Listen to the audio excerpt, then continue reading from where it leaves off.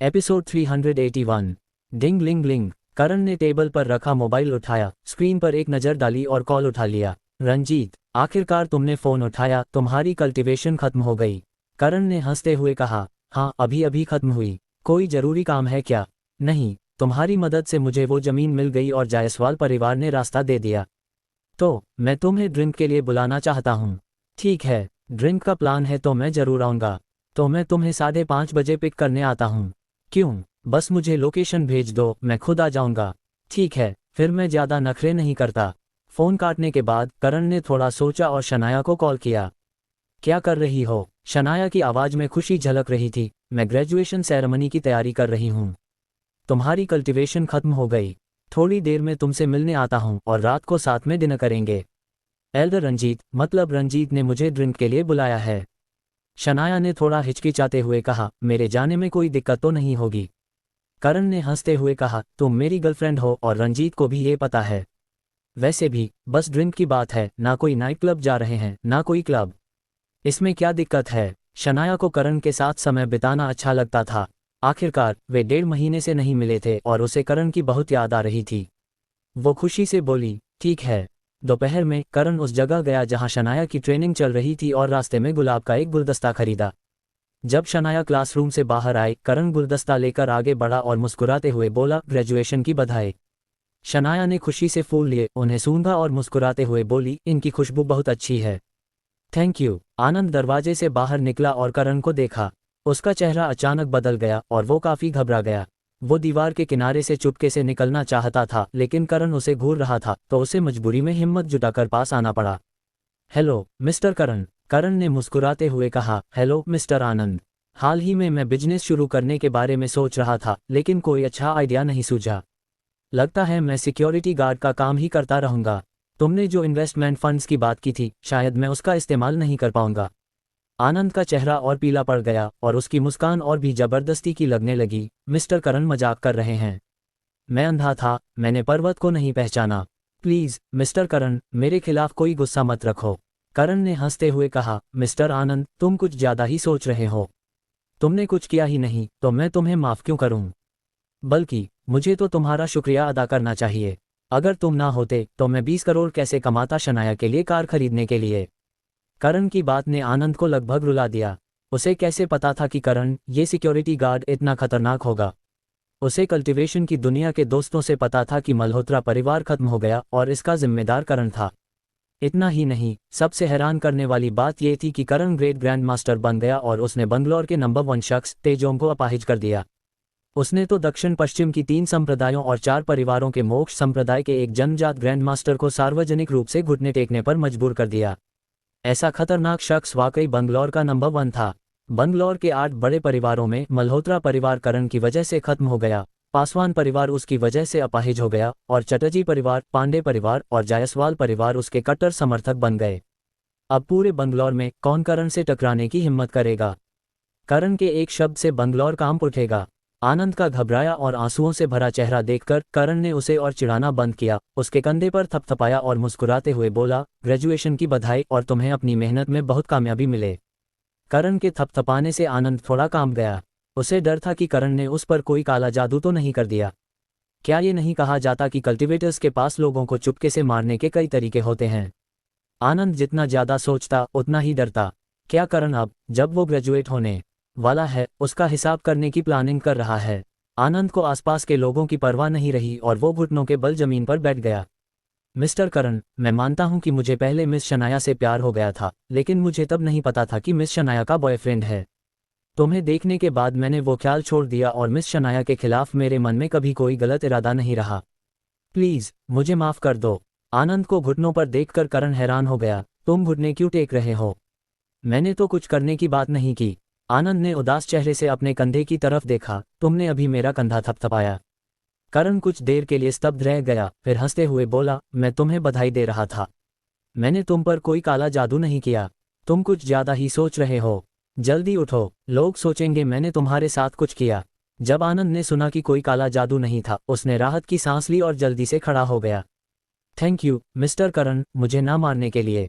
मैं तुम्हें और मिस शनाया को शादी की शुभकामनाएं देता हूँ। जल्दी बच्चे हों और हमेशा साथ रहो। ये कहकर आनंद मुड़ा और भागा। उसकी घबराहट भरी चाल ऐसी थी जैसे कोई भूत उसका पीछा कर रहा हो। करण ने शनाया की तरफ देखा, जो मुंह ढककर हंस रही थी, और बेबसी से कंधे उचकाए, मैंने सचमुच कुछ नहीं किया। ये उसका अपराध बोध है, मेरी गलती नहीं।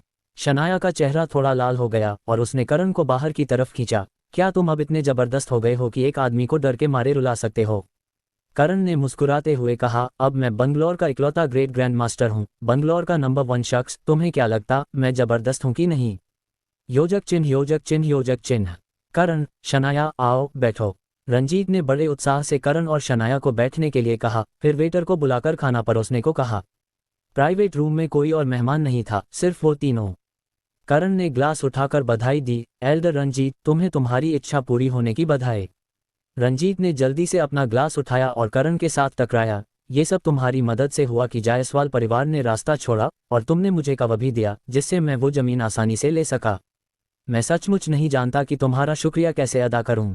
करण ने हंसते हुए कहा, जब तनिष्क ने तुम्हारे और प्रोजेक्ट स्वैप के जरिए मुझे परेशान करने की कोशिश की थी, तुमने अपने फायदे को छोड़कर मेरा साथ दिया। मैं ये दोस्ती याद रखता हूँ, तो मेरे साथ इतना औपचारिक मत बनो एल्डर रंजीत।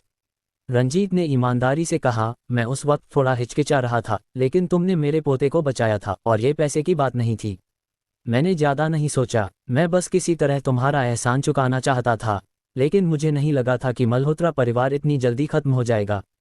सच कहूँ तो जब मुझे ये खबर मिली तो मुझे थोड़ा अवास्तविक सा लगा। रंजीत ने हंसते हुए कहा, उस वक्त मैं सोचने लगा, अगर मैंने तनिष्क की स्वैप की शर्त मान ली होती और उस जमीन के लिए तुम्हारे खिलाफ खड़ा हो गया होता, तो क्या मेरा हाल भी मल्होत्रा परिवार जैसा हो जाता? कुछ भी नहीं बचता। ऐसा नहीं होता, करण ने हंसते हुए कहा। मल्होत्रा परिवार का खात्मा कई कारणों से हुआ। आसान शब्दों में, या तो वो बचते या मैं। अगर मैं उन्हें नहीं मारता तो वो मुझे मार देते, और मुझे मरना नहीं था तो मरना उन्हें पड़ा। तुम्हारा मुझसे कोई झगड़ा नहीं है। तुमने मेरे पोते को बचाया था और तुमने मुझे 10 करोड़ का इनाम दिया था। प्रोजेक्ट की मालिकी की बात है, वो तुम्हारी है, तुम इसे जिसे चाहो दे सकते हो, तो मैं इस बात पर भला क्यों नाराज होऊंगा? रंजीत ने हंसते हुए कहा, हर ताकतवर कल्टीवेटर तुम जितना समझदार नहीं होता। उनके लिए जिसकी मुट्ठी बड़ी वही सही। मैंने सुना कि तुमने दक्षिण पश्चिम सम्मेलन में मोक्ष संप्रदाय से लड़ाई की थी। क्या वो इसलिए नहीं हुआ क्योंकि वो घमंडी और बेवजह जिद्दी थे? खाने के बीच में रंजीत ने पूछा। मैंने फैक्ट्री में पूछा, उन्होंने बताया तुमने इस्तीफा दे दिया। कोई नया प्लान है क्या? करण ने सिर हिलाया। मुझे कुछ समय के लिए दिल्ली जाना है, कुछ काम निपटाने हैं। रंजीत हैरान हुआ और बोला, तुम दिल्ली जा रहे हो? करण ने हंसते हुए कहा, हाँ। तुम ऐसा क्यों चौंक गए? कुछ चल रहा है क्या? रंजीत ने थोड़ा हिचकिचाते हुए कहा, मैंने कुछ समय दिल्ली में संघर्ष किया था और कुछ गलतियां की थीं। उस वक्त एक बुजुर्ग सज्जन ने मेरी बहुत मदद की थी। उनके बिना आज मैं ये नहीं होता। कुछ दिन पहले वो अचानक बीमार पड़ गए और बड़े बड़े प्रोफेसर भी कुछ नहीं कर पाए। मैं सोच रहा था कि क्या तुम उनकी बीमारी देखने में मदद कर सकते हो। वो अभी बिस्तर पर हैं और इतना लंबा सफ़र नहीं कर सकते, तो अगर इलाज करना है तो किसी को दिल्ली जाना होगा। मुझे तुमसे इतनी दूर दिल्ली जाने के लिए कहने में थोड़ी हिचक हो रही थी, लेकिन अभी तुमने बताया कि तुम दिल्ली जा रहे हो तो मैं थोड़ा उत्साहित हो गया। करण ने हंसते हुए कहा, ठीक है, मैं वैसे भी दिल्ली जा रहा हूँ, तो ये रास्ते में ही पड़ता है। रंजीत बहुत खुश हुआ और जल्दी से ग्लास उठाया। मैं सचमुच तुम्हारा शुक्रिया नहीं अदा कर सकता। तो बात पक्की हो गई। शनाया को होटल छोड़कर और अगले दिन की रवानगी का समय तय करने के बाद करण निकल गया। चूंकि शनाया ने साफ कह दिया था कि वो प्रियंका के लौटने का इंतजार करना चाहती है, करण का मन पहले जितना हिचकिचा नहीं रहा था। जरूरी भावनात्मक प्रगति को छोड़कर कोई तत्काल शारीरिक जरूरत नहीं थी, खासकर जब उसके पास उर्मिला, वो छोटी जादूगरनी थी। करण उर्मिला के घर पहुंचा और एक जोशीली रात के बाद करण बिस्तर के सहारे टिका और एक सिगरेट जलाए। मैं कल दिल्ली जा रहा हूं। उर्मिला थोड़ा स्तब्ध रह गई और ऊपर देखा। कितने समय के लिए? करण ने सिर हिलाया, पता नहीं।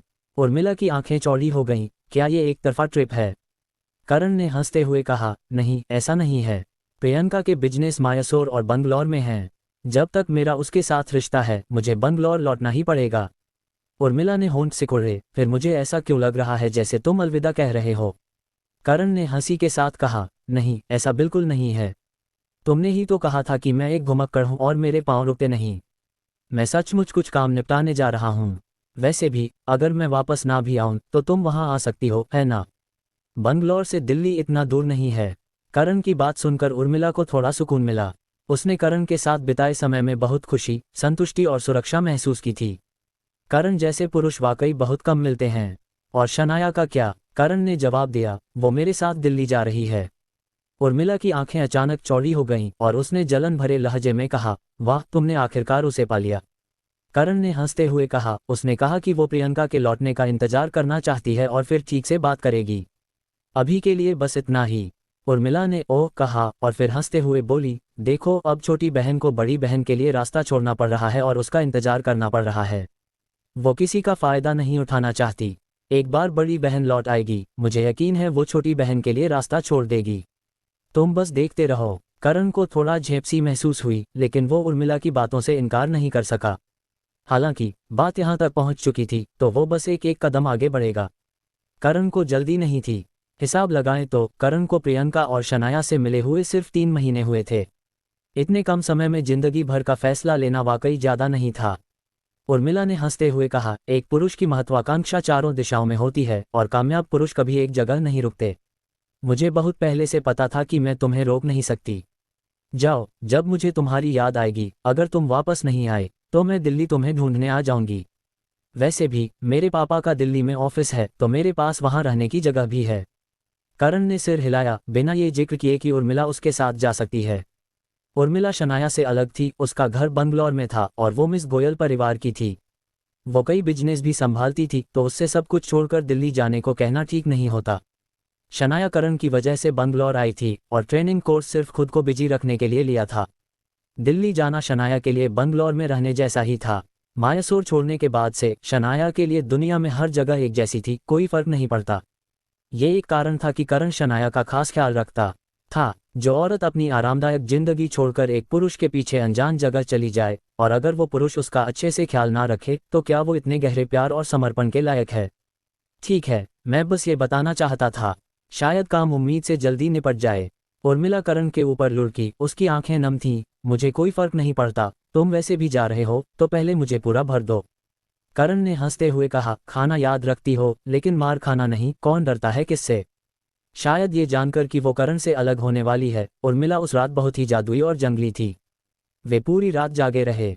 अगली सुबह करण ने एक फ़ोन कॉल किया और अमित तुरंत उसके सामने हाजिर हो गया। मिस्टर करण। अमित जल्दी से करण की टेबल पर पहुंचा, उसकी आंखों में सम्मान की चमक थी। करण दलिया और भाप में पके बंस खा रहा था। उसने सामने की खाली सीट की तरफ इशारा किया, बैठ, नाश्ता किया। अमित बड़े करीने से बैठ गया, नहीं, अभी नहीं। करण ने हंसते हुए कहा, जो मन हो ऑर्डर कर लो। अमित ने बिना हिचकिचाए अपने लिए नाश्ता ऑर्डर किया, वही दलिया और भाप में पके बंस। उसका करण के साथ पहले भी वास्ता पड़ चुका था और वो उसका स्वभाव जानता था। अगर करण तुम्हें खाने को कहे तो बिना संकोच खाओ। वो इन छोटी छोटी चीज़ों से तुम्हारे सम्मान या डर को परखने की कोशिश नहीं करता। संक्षेप में, वो जो कहे उसे अच्छे से करो और इस बात की चिंता मत करो कि वो जानबूझकर तुम्हें परेशान करेगा। करण ने जल्दी नहीं की, आराम से अपना नाश्ता खाया। अमित बहुत तेज था, जल्दी से अपने बंस और दलिया खत्म किया, चॉपस्टिक्स नीचे रखी, नैपकिन से मुंह पोंछा और सीधा बैठ गया। तब करण ने बेपरवाही से पूछा, हालात क्या हैं? अमित ने साफ साफ बताया, सारे बिजनेस को एकीकृत कर लिया गया है, आंतरिक सफाई एक बार हो चुकी है, नए मैनेजर ज्यादातर अपनी जगह पर हैं, हालांकि कुछ कमियां अभी भी हैं, लेकिन कंपनी के सामान्य कामकाज पर इसका कोई असर नहीं पड़ता। करण ने सिर हिलाया, प्रियंका बाहर बिजनेस के काम से गई है और उसे कुछ महीने लग सकते हैं। इस बीच तुम उसकी जगह पर सारे बिजनेस संभालोगे, कोई दिक्कत? अमित की आंखें चमक उठीं और उसने बिना हिचकिचाए सहमति दी, मैं पूरी कोशिश करूंगा कि सब कुछ अच्छे से हो। करण ने सिगरेट जलाई और मुस्कुराया, मैं साफ कह देता हूं, जो तुम्हारा हक है उसमें मैं कंजूसी नहीं करूंगा, लेकिन अगर तुमने वो लिया जो तुम्हारा नहीं था तो उसे उगलने से काम नहीं चलेगा। अमित का दिल कांप गया और उसने गंभीरता से कहा, मिस्टर करण, इस बात पर भरोसा रखो। मैंने मायासोर से लेकर यहाँ तक तुम्हारी ताकत और तरीके देखे हैं। मैं तुम्हें धोखा देने की हिम्मत नहीं करूंगा जब तक कि मुझे जीना ना हो। मिस्टर करण बड़े दिल वाले इंसान हैं। जब तक मैं मिस्टर करण के लिए मेहनत से काम करता हूं, वो मेरे साथ गलत नहीं करेंगे, तो मैं अपनी जान क्यों जोखिम में डालूं? मिस्टर करण के पीछे चलने से भविष्य की कोई सीमा नहीं है। इस जिंदगी में जब तक मिस्टर करण मुझे भगाएंगे नहीं, मैं हमेशा उनका वफादार साथी रहूंगा, जो वो कहेंगे वो करूंगा। करण ने मुस्कुराते हुए कहा, ठीक है, जाओ अपना काम करो। कुछ हो तो मुझे या ओल्ड मास्टर मल्होत्रा को कॉल करना। ठीक है। अमित जाने वाला था जब करण को अचानक कुछ याद आया।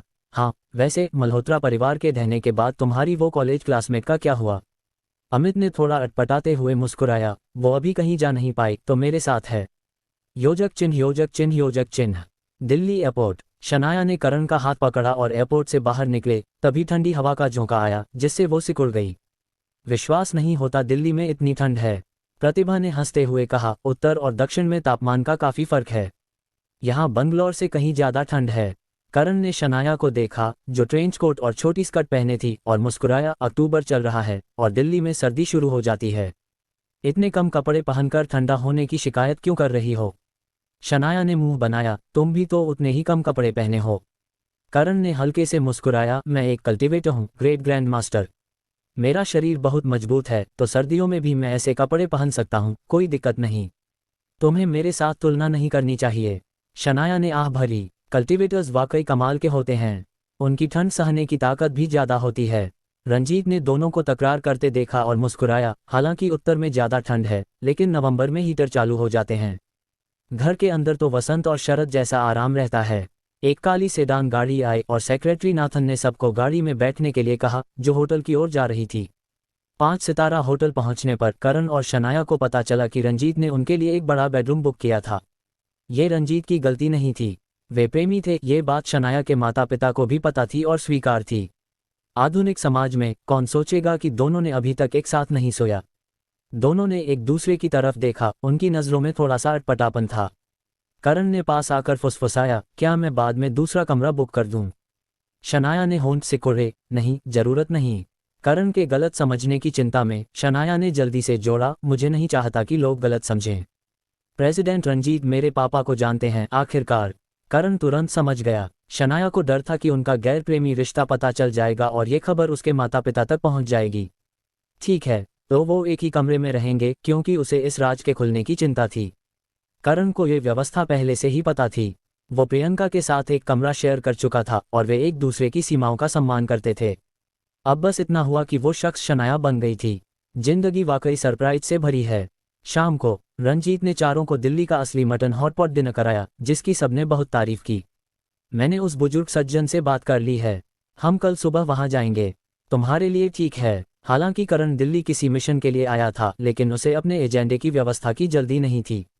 उसके बैकग्राउंड का मसला पिछले 27 साल से था, उसे थोड़ा और समय लेने में कोई दिक्कत नहीं थी। तनिष्क से निपटने की बात थी तो करण को उसकी भी जल्दी नहीं थी। हाँ ठीक है, तुम बस इंतजाम कर दो। रंजीत ने राहत की सांस ली, ठीक है, फिर मैं उनके साथ समय कंफर्म कर लेता हूँ। दिन के बाद ठंड का मौसम और हवाई जहाज की थकान ने उन्हें बाहर घूमने की इच्छा नहीं छोड़ी, तो वे सीधे होटल लौट गए। प्रतिभा का कमरा करण और शनाया के कमरे के ठीक बगल में था। उन्हें दरवाजे पर खड़े देखकर प्रतिभा के होठों के कोने हल्के से मुड़े। करण ने प्रतिभा का असामान्य भाव देखा और उसका चेहरा थोड़ा अटपटा हो गया। प्रतिभा जल्दी से अपने कमरे में घुस गई ताकि जोर से हंसी ना निकल जाए। ये स्थिति बहुत मजेदार थी। करण वाकई कमाल का था। वो उसकी बड़ी बहन से शादीशुदा था, लेकिन उसकी पत्नी की कजिन के साथ रिलेशनशिप में था। उनके रिलेशनशिप में असली और नकली कौन था?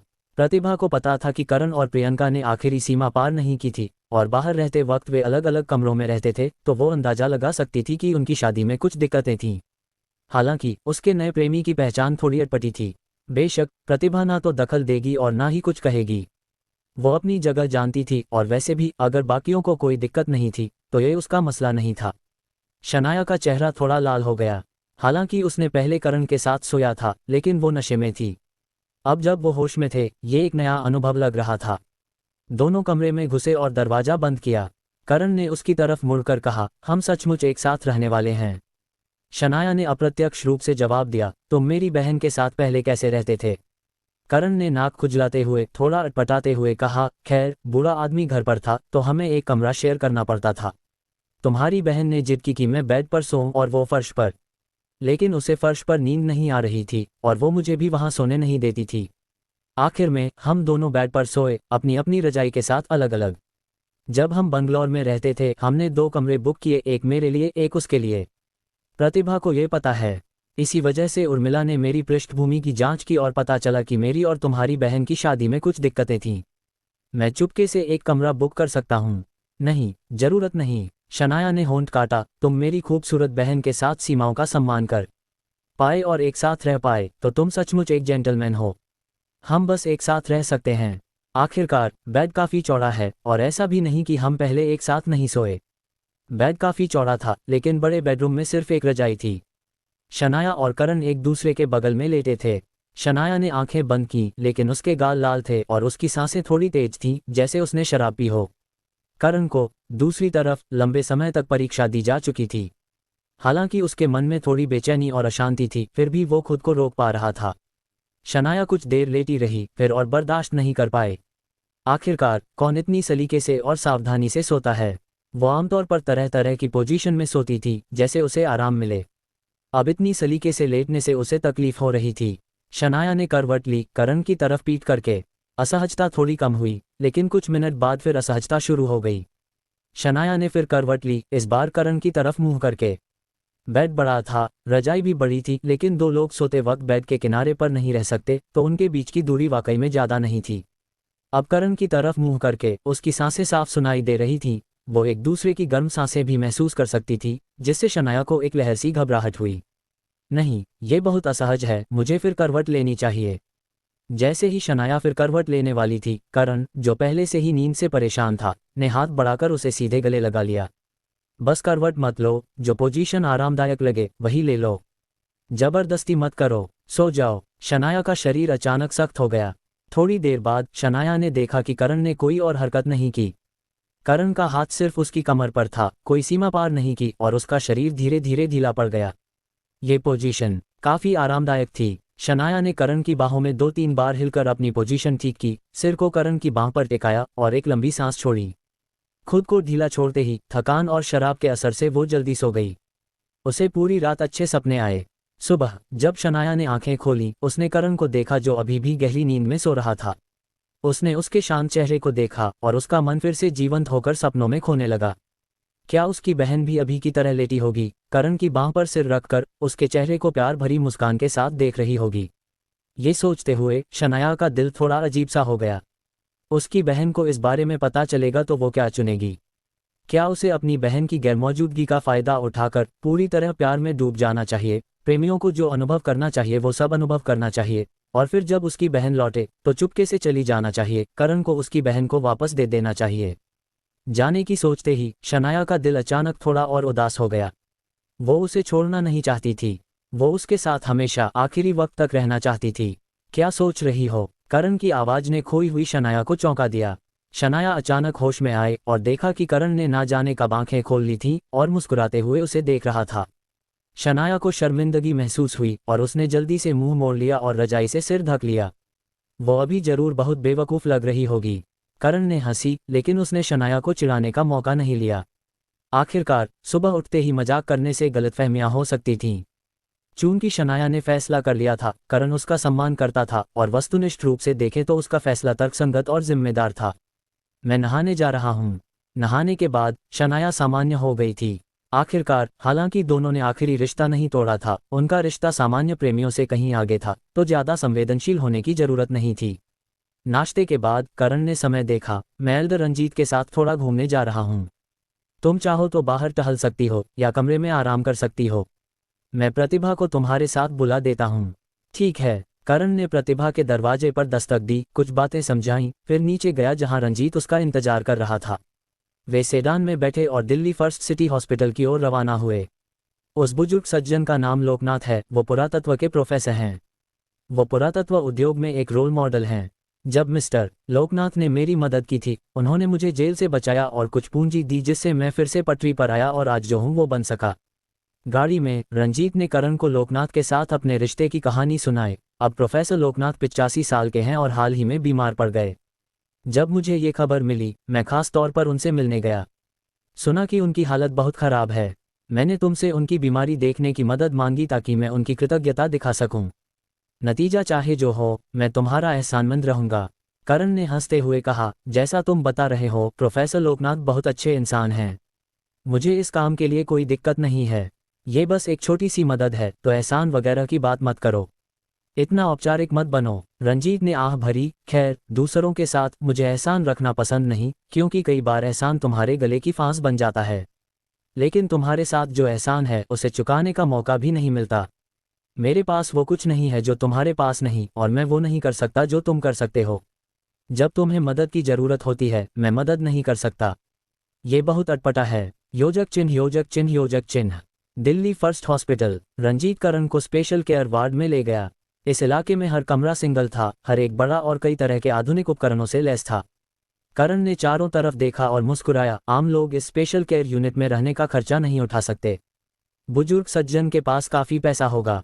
रंजीत ने धीरे से जवाब दिया। बुजुर्ग सज्जन एक बहुत शुद्ध विद्वान है, वो जो विद्वानों की सही छवि हमारे दिमाग में होती है वैसे। उन्हें पैसे की परवाह नहीं, और मुझे लगता है उन्होंने अपनी जिंदगी में ज्यादा पैसा नहीं कमाया। हालांकि लोकनाथ जिस लोहिया परिवार से हैं वो एक कल्टीवेटर परिवार है, बहुत ताकतवर, और बुजुर्ग सज्जन के बेटे काफी शक्तिशाली हैं। करण ने पूछा, क्या बुजुर्ग सज्जन भी एक कल्टीवेटर हैं?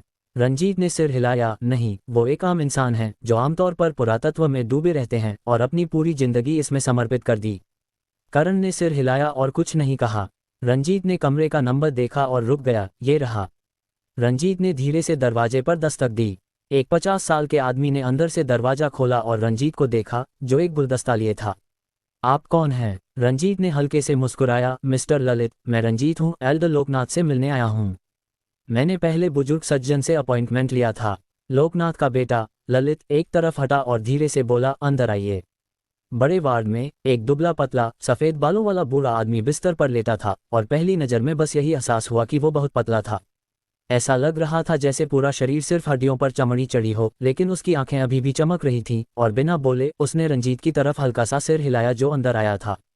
बिस्तर के सिरहाने एक थोड़ा मोटा 50 साल का आदमी बैठा था। उसका हाथ बुजुर्ग की कलाई पर था, नब्ज देख रहा था। करण की नज़र उस आदमी पर पड़ी, और उसे 2-3 बार देखने के बाद उसने पक्का कर लिया कि सामने वाला आदमी एक कल्टीवेटर था और उसकी ताकत कम नहीं थी। एक कल्टीवेटर डॉक्टर हॉस्पिटल में रहकर और एक कल्टीवेटर डॉक्टर को इलाज के लिए बुलाना, लगता है इस हॉस्पिटल के डॉक्टरों के पास कोई रास्ता नहीं बचा। चूंकि डॉक्टर इलाज कर रहा था, रंजीत और करण दोनों ने चुपचाप खड़े होकर इंतजार किया। जैसे ही डॉक्टर ने नब्ज देखना खत्म किया और मरीज के शरीर की सावधानी से जांच की, वो उलझन में लग रहा था। अजीब, बहुत अजीब। ललित सावधानी से पास आया और पूछा, मिस्टर लाल भाई, हालत क्या है? मिस्टर लाल भाई ने भौहें से कुढ़ी। उनकी ऊर्जा और खून की कमी बहुत गंभीर है, लेकिन मुझे वजह नहीं मिल रही।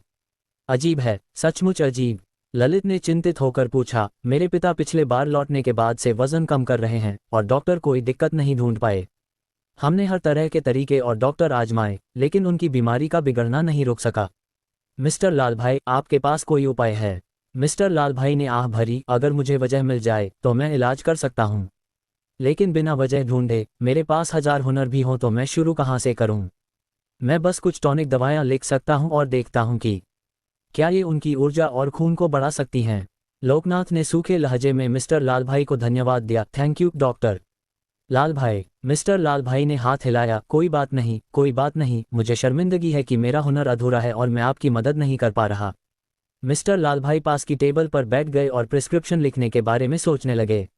लोकनाथ की नज़र रंजीत पर पड़ी और उनके चेहरे पर एक दयालु मुस्कान आई। रंजीत, तुम इस बूढ़े को देखने इतनी दूर से आए, मैं इसकी कदर करता हूँ।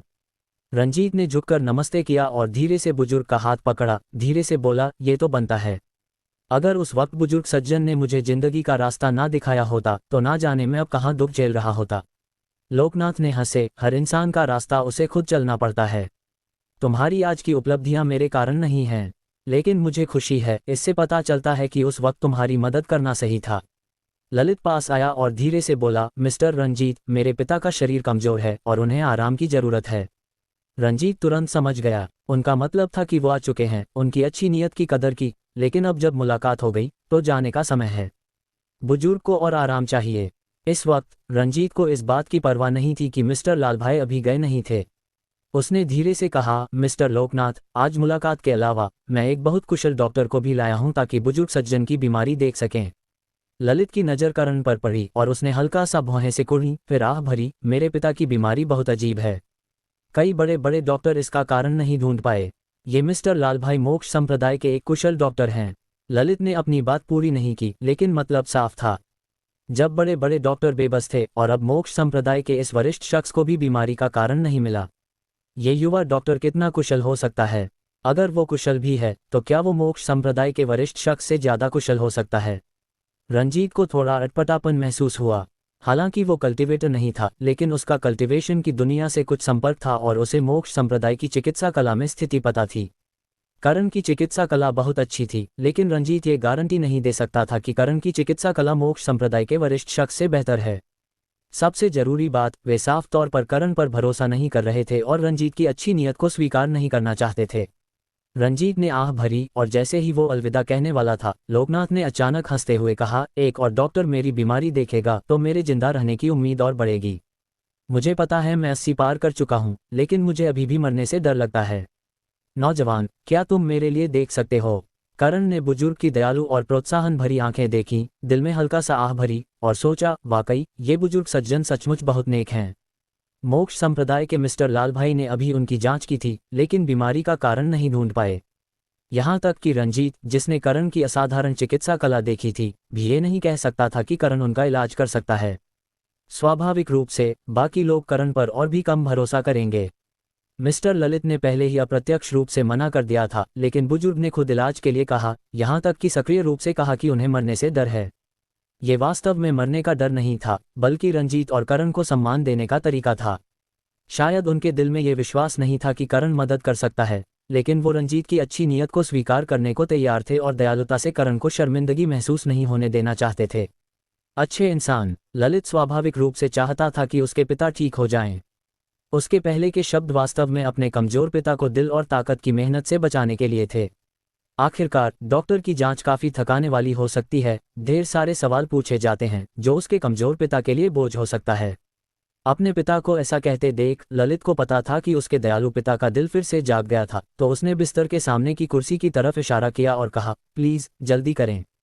करण ने सिर हिलाया, मिस्टर लोकनाथ, चिंता मत करो, ज्यादा समय नहीं लगेगा। बुजुर्ग सज्जन बस लेटे रह सकते हैं। करण के सहयोग को देखकर ललित का चेहरा थोड़ा ढीला पड़ा और उसने इशारा किया कि आगे बढ़ो, और कुछ नहीं कहा। दवा लिख रहे मिस्टर लाल भाई ने इस दृश्य को तिरछी नजर से देखा, उनकी आंखों में थोड़ा अजीब भाव था, लेकिन आखिर में उन्होंने सिर हिलाया और कुछ नहीं कहा।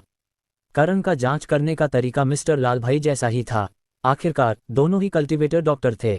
हालांकि आखिर में करण ने अपनी हथेली बुजुर्ग के पेट पर रखी, आंखें बंद की जैसे वो ध्यान में बैठा साधु हो। इस दृश्य ने मिस्टर लाल भाई का ध्यान खींचा। वो खड़े हुए, पास आए और करण के हाथ को भौचक के देखने लगे। थोड़ी देर बाद करण ने अपना हाथ हटाया और एक गहरी सांस ली। रंजीत ने उम्मीद भरी नजरों से करण को देखा, कैसा है? करण ने मुस्कुराया, मुझे कारण मिल गया। रंजीत के चेहरे पर खुशी छा गई, सचमुच? ये तो बहुत अच्छा है। रंजीत को बुजुर्ग की हालत पता थी। एक शब्द में, उनकी ऊर्जा और खून की कमी थी, लेकिन इसका कारण नहीं मिल रहा था। दिन ब दिन बुजुर्ग हड्डियों का ढांचा बनते जा रहे थे। जैसा मिस्टर लाल भाई ने कहा, अगर कारण नहीं मिला तो उनके पास 1000 हुनर भी हों तो वो कुछ नहीं कर सकते। रंजीत को करण पर पूरा भरोसा था और वो करण का स्वभाव जानता था। अगर उसने कहा कि उसे कारण मिल गया तो वो सच ही होगा। हालांकि रंजीत उस पर भरोसा करता था, बाकी लोग शायद नहीं। ललित को शक था, उसकी आंखें जांच पड़ताल से भरी थीं और उसमें वो खुशी नहीं थी जो होनी चाहिए थी। मिस्टर लाल भाई ने करण की तरफ देखा, उनके होंठों के कोने ठंडी मुस्कान के साथ मुड़े और उनकी आंखों में कुछ तिरस्कार था। जाहिर है उन्हें भरोसा नहीं था। अगर मोक्ष संप्रदाय के विशेषज्ञ भी कारण नहीं ढूंढ पाए तो क्या ये 20 साल का नौजवान उनसे बेहतर हो सकता है? इतना ही नहीं, रंजीत, जो खून का रिश्ता नहीं था, अचानक एक डॉक्टर लाया और ये युवा डॉक्टर इतनी आसानी से कारण ढूंढ लेता है। ये सब एक धोखा लग रहा था। मिस्टर लाल भाई ने शांत स्वर में कहा, सचमुच? क्या तुम हमें कारण बता सकते हो या मुझे पहले हट जाना चाहिए? जब मिस्टर लाल भाई ने हटने की बात कही, उनका लहजा साफ तौर पर मजाक उड़ाने वाला था, क्योंकि उन्हें यकीन था कि करण अब उन्हें हटने को कहेगा। चिकित्सा कला के मास्टर के सामने धोखा देना, अगर वो पकड़ा ना जाए तो अजीब बात होगी। तो चाहे उनका मकसद कुछ भी हो, धोखा देने के लिए उन्हें पहले बुजुर्ग को यकीन दिलाना होगा कि उनके पास सचमुच इलाज करने की काबिलियत है और फिर धोखा शुरू करना होगा। स्वाभाविक रूप से उन्हें पहले मिस्टर लाल भाई को, जो चिकित्सा कला में निपुण हैं, हटाना होगा। करण ने मिस्टर लाल भाई के लहजे को नोटिस किया, हल्का सा मुस्कुराया और उदारता से बोला, हटने की कोई जरूरत नहीं। अगर मिस्टर लाल भाई को कोई आपत्ति नहीं है तो हम और चर्चा कर सकते हैं कि बुजुर्ग सज्जन का इलाज और प्रभावी ढंग से कैसे किया जाए।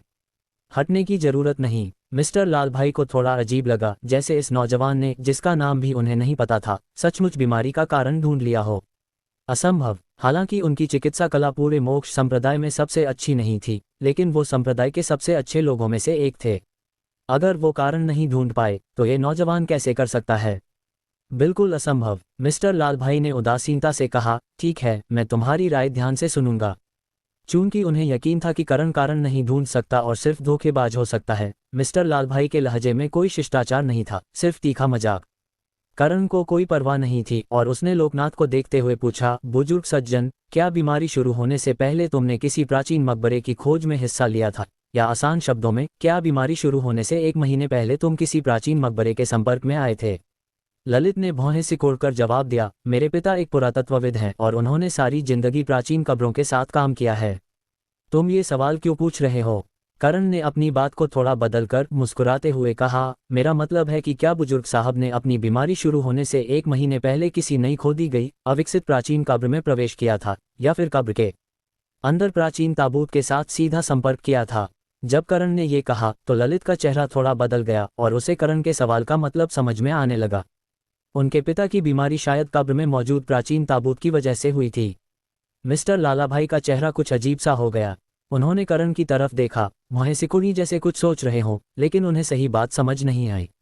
लोकनाथ ने सोचते हुए कमजोरी से सिर हिलाया, हाँ, विजयपुरा में एक विशाल भूमिगत कब्र समूह की खोज हुई थी। इसे स्थानीय किसानों ने खोजा और इसकी सूचना दी। फिर हमारी टीम कब्र के अंदर जांच करने गई। मैंने वाकई में प्राचीन ताबूत को छुआ था, लेकिन मैंने दस्ताने पहने थे और ये सब मेरे असहज महसूस करने से करीब 20 दिन पहले हुआ था। लोकनाथ ने जैसे ही ये कहा, ललित का चेहरा और भी बेचैन और जल्दबाजी भरा हो गया। उन्होंने करण की तरफ मुड़कर पूछा, मिस्टर करण, क्या तुम कह रहे हो कि मेरे पिता की बीमारी का ताबूत के संपर्क से कोई लेना देना है? करण ने सिर हिलाया और कहा, बुजुर्ग साहब की बीमारी वास्तव में बहुत जटिल नहीं है। हो सकता है उन्होंने कब्र में अनजाने में ब्लड कॉप्स बग के अंडे सांस के जरिए या किसी और तरीके से ले लिए हों। ये अंडे उनके शरीर में बढ़े, उनकी ऊर्जा और खून पर पलते रहे। जैसे जैसे ब्लड कॉप्स बग बड़े होते गए, उन्होंने ऊर्जा और खून का उपभोग तेज कर दिया, जिससे उनकी सेहत तेजी से खराब हो गई। बुजुर्ग साहब की हालत देखकर लगता है कि ब्लड कॉप्स बग अब परिपक्व हो चुका है और उनके पेट में है, जो बड़ी मात्रा में पोषक तत्व खा रहा है।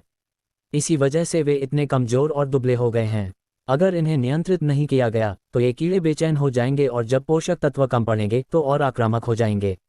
ललित ने आंखें फाड़कर कहा, तुम्हारा मतलब है कि मेरे पिता की ये हालत इसलिए है क्योंकि उनके पेट में कीड़े हैं? करण ने सिर हिलाया, मैंने अभी चुपके से उनकी मौजूदगी को महसूस किया। वे आमतौर पर तब तक स्थिर रहते हैं जब तक उनके पास पर्याप्त पोषक तत्व हों। जब पोषक तत्व कम पड़ते हैं तभी वे हिलना डुलना शुरू करते हैं। इसीलिए शुरुआती चरण में इन कीड़ों को नोटिस करना मुश्किल होता है और यहाँ तक कि संबंधित टेस्ट भी इन्हें जरूरी नहीं कि पकड़ पाएं। मिस्टर लालाभाई थोड़े अजीब से चेहरे के साथ पास आए, मुझे आजमाने दो। करण ने मुस्कुराकर उन्हें रास्ता दिया। मिस्टर लालाभाई ने अपना हाथ लोकनाथ के पेट पर रखा, आंखें बंद की और चुपके से महसूस करने लगे। थोड़ी देर बाद उनका चेहरा बदल गया। वे हैरान, शर्मिंदा और लज्जित दिखे।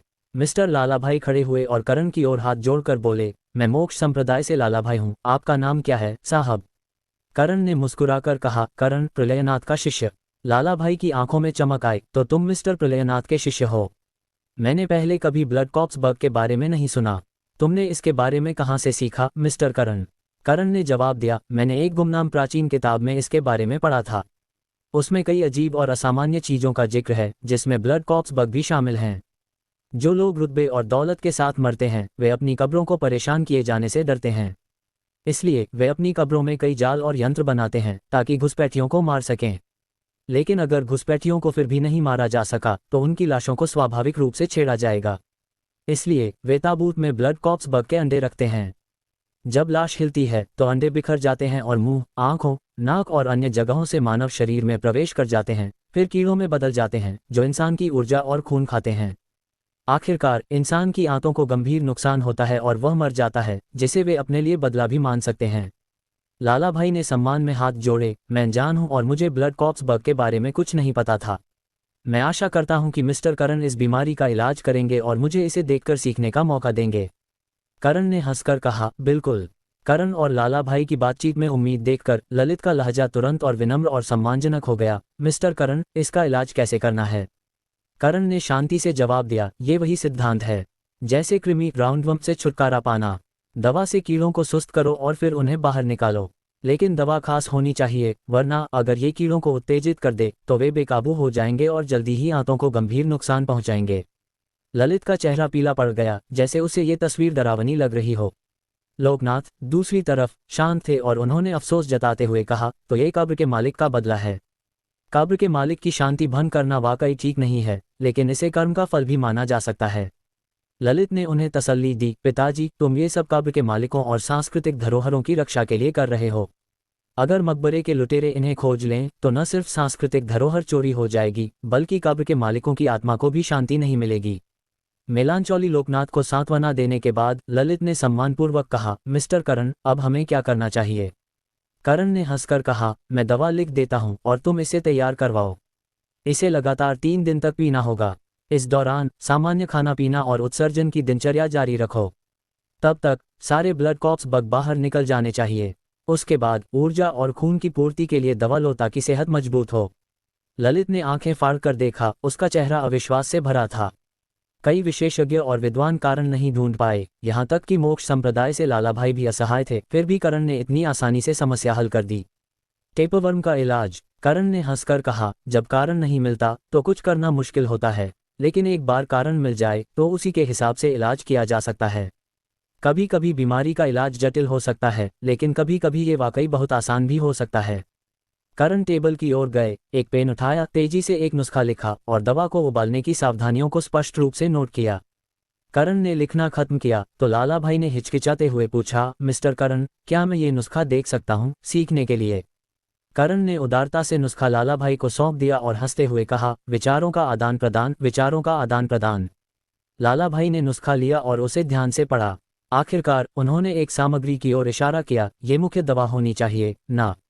करण ने सिर हिलाया, हाँ ये दवा ब्लड कॉप्स बग को सुस्त करने के लिए है, लेकिन इस दवा की प्रकृति सूखी है, इसलिए अन्य औषधीय सामग्रियों का उपयोग करके इसकी प्रकृति को हल्का करना होगा। सीधे शब्दों में ये ब्लड कॉप्स बग के लिए जहर है, लेकिन हमें इस जहर के शरीर में प्रवेश करने के बाद होने वाली विभिन्न असुविधाओं को खत्म करना होगा ताकि कीड़ा भ्रमित और बेहोश हो जाए। लाला भाई ने सिर हिलाया और नुस्खा ललित को सौंप दिया। हालांकि मुझे इस दवा का ब्लड कॉप्स बग पर प्रभाव नहीं पता, लेकिन दवाओं का संयोजन बहुत चतुराई से किया गया है। मिस्टर करण तुम वाकई एक महान प्रतिभा हो। लाला भाई की बात सुनकर ललित की आंखें चमक उठीं और वे बहुत अधिक निश्चिंत हो गए। मिस्टर करण मैं तुरंत किसी से दवा तैयार करवाता हूं और उसे उबालने के लिए कहता हूं। हालांकि हमें इस दवा के बारे में कुछ नहीं पता, क्या तुम रुककर हमें दवा का उपयोग करने में मार्गदर्शन कर सकते हो। करण ने ललित की बातों के बीच छिपा मतलब समझ लिया। एक तरफ वे वाकई चिंतित थे, आखिरकार अगर दवा लेने के बाद कोई प्रतिक्रिया हुई तो जिम्मेदारी कौन लेगा, इसलिए वे चाहते थे कि करण यहाँ रुके। दूसरी तरफ वे अभी भी करण की बातों पर पूरी तरह यकीन नहीं कर पा रहे थे, इसलिए वे करण को यहाँ रखना चाहते थे ताकि कुछ गलत होने पर कोई जिम्मेदार हो। ठीक है, मेरे पास वैसे भी कोई काम नहीं है, मैं यहाँ रुक जाता हूँ। ललित ने करण की ओर हाथ जोड़कर कहा, शुक्रिया मिस्टर करण। एक बार मामला सुलझ जाए, लोहिया परिवार निश्चित रूप से अपनी कृतज्ञता दिखाएगा। करण ने हंसकर कहा, तुम्हें शुक्रिया कहने की जरूरत नहीं, एल्डर रंजीत मेरा दोस्त है। चूंकि उसने मुझसे मदद मांगी तो मुझे स्वाभाविक रूप से उसका मामला सुलझाने के लिए पूरी कोशिश करनी होगी। करण ने अपनी मदद का श्रेय रंजीत को दिया, आखिरकार वह रंजीत की वजह से ही यहाँ आया था। रंजीत के उत्साह को मैं भूलूंगा नहीं। ललित ने किसी को दवा तैयार करने और उबालने के लिए कहा और फिर दवा वार्ड में लाई गई। ललित ने लोकनाथ को दवा पिलाने में मदद की। सब कुछ ठीक वैसा ही हुआ जैसा करण ने कहा था और सब कुछ सुचारू रूप से चला। 3 दिन के अंदर सारे ब्लड कॉप्स बग शरीर से बाहर निकल गए और उनकी अनुपस्थिति में लोकनाथ का शरीर धीरे धीरे 3 दिनों की पौष्टिक भोजन की देखभाल के बाद अपनी जीवंतता वापस पाने लगा। उनके पीले चेहरे पर स्वस्थ चमक लौट आई। विशेषज्ञों और डॉक्टरों ने निकाले गए कीड़ों को अनुसंधान के लिए ले लिया, लेकिन करण को इसके परिणामों की जानकारी नहीं थी और न ही उसे इसकी परवाह थी। वैसे भी लोहिया परिवार के लोग बहुत खुश थे, लोकनाथ बच गए थे। हमेशा कुछ लोग और चीजें होती हैं जो समझ से परे होती हैं, और आज वाकई आंखें खुल गईं।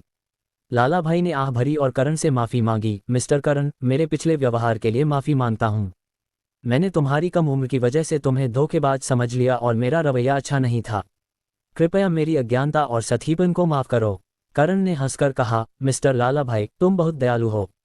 मैंने भी संयोग से इस बीमारी के बारे में पहले देखा था, वरना मैं भी असहाय होता। ये ठीक वैसा है जैसे एक पत्ती की वजह से पहाड़ न दिखे। लाला भाई ने आह भरी, न सिर्फ मिस्टर करण की चिकित्सा कला हैरान करने वाली है, बल्कि तुम्हारा बड़प्पन भी काबिले तारीफ है। मैं कई मायनों में तुमसे मुकाबला नहीं कर सकता। लाला भाई ने आह भरते हुए विदा ली और ललित ने जल्दी से उन्हें बाहर तक छोड़ा। 3 दिन के आराम और देखभाल के बाद लोकनाथ की आत्मा में काफी सुधार हुआ था और वे अब बीमार नहीं दिख रहे थे। मिस्टर करण, इस बार वाकई तुम्हारा बहुत बहुत धन्यवाद।